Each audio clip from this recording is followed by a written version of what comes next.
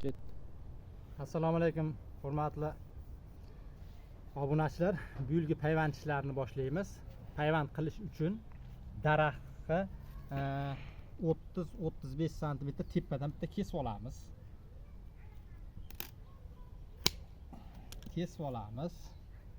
Buni ustini tozalaymiz.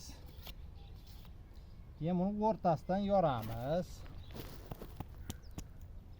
Yorib oldik. Endi payvand novdamiz. Payvand novdamizni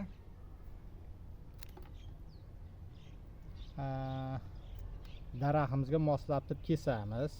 Kesganimizda mana bu kesgan joyimiz 3-4 sm bo'lishi kerak. Mana bu tomonni ham kesaman. 3-4 sm bo'lishi kerak.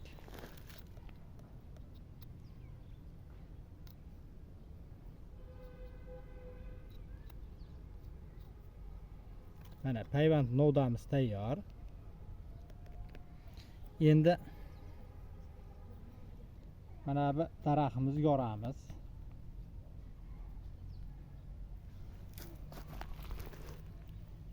Endi novdamizni payvandlaymiz. Ana shunday payvandlanganda mana orasi ochiq bo'lmasi kerak. Orasi ochilmagan, zich yopishgan. Endi buni strichlaymiz.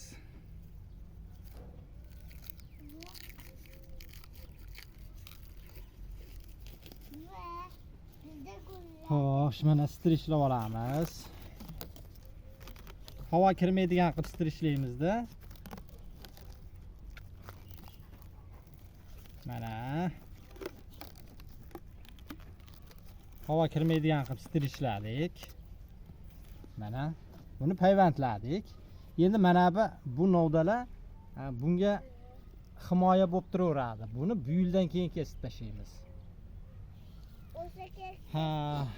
Videomiz foydali bo'lgan bo'lsa like bosinglar. E'tiborlaringiz uchun rahmat.